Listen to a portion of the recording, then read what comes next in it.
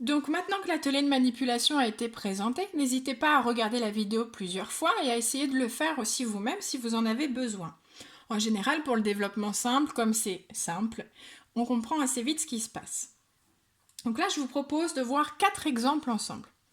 Alors le premier exemple, j'ai donc 4 facteur 2, 3x plus 5. Je vais donc devoir prendre le nombre qui est devant, le multiplier au premier membre des parenthèses et le multiplier aussi au deuxième membre. Si dans mes parenthèses j'avais 3 ou 4 membres, eh bien je ferai la même chose. Je dois le distribuer pour chacun des membres. Donc ici, j'ai 4 fois le premier membre, c'est 3x.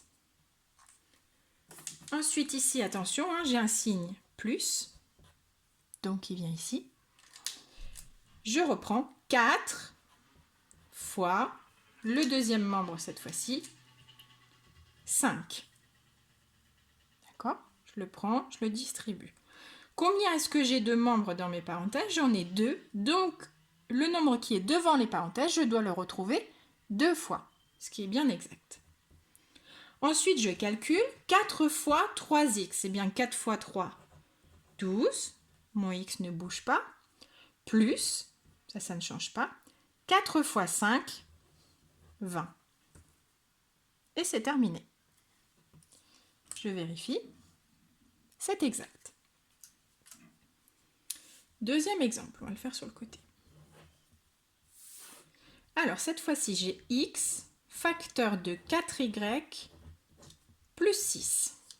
Même chose. Je prends donc le membre qui est devant et je vais le distribuer 2 fois. Donc x fois x fois. Je peux déjà le faire si je préfère utiliser comme ça. Je repère le signe qui est là aussi, d'accord, au milieu de mes parenthèses, et je le mets devant. On est parti, donc x fois 4y plus x fois 6.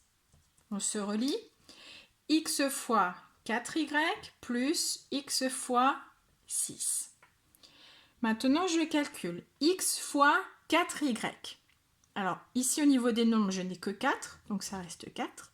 Et x fois y, ça me donne la tuile ici, d'accord? X fois y, donc xy, tout simplement. Plus, ça ne change pas, x fois 6, 6x.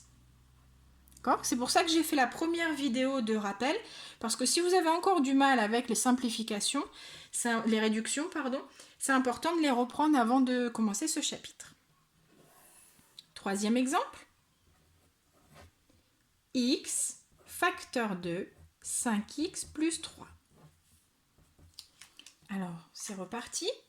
Je prends le premier membre et oui, je le distribue aux deux.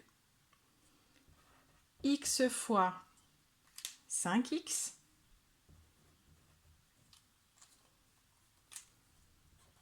plus x fois 3. Alors, x fois 5x, j'ai qu'un seul nombre qui est en chiffre ici, c'est 5. X fois x fois x au carré, plus x fois 3, 3x. Je vérifie, c'est exact. Et puis enfin la dernière, alors 2y facteur de 3x moins 5.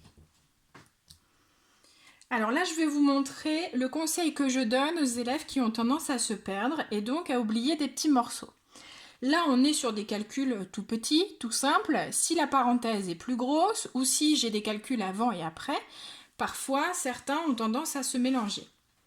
Donc, le conseil que je donne, c'est de ne tracer que ce que je suis en train d'écrire. Donc là, 2y fois, je fais le chemin 3x. Je ne fais pas le deuxième chemin tout de suite puisque je ne l'ai pas encore écrit. Et c'est ça qui permet de visualiser que j'ai oublié un morceau. Le signe ici, moins. Et là, je reprends mon 2Y et je l'emmène voir l'autre partie, 5. Je calcule 2 fois 3, 6, Y fois X, XY. On peut aussi écrire YX, hein. Ça ne change pas du tout la chose. J'ai pour habitude de mettre XY. Mais c'est vraiment une préférence personnelle. 2Y fois 5, et bien 2 fois 5, 10, Y.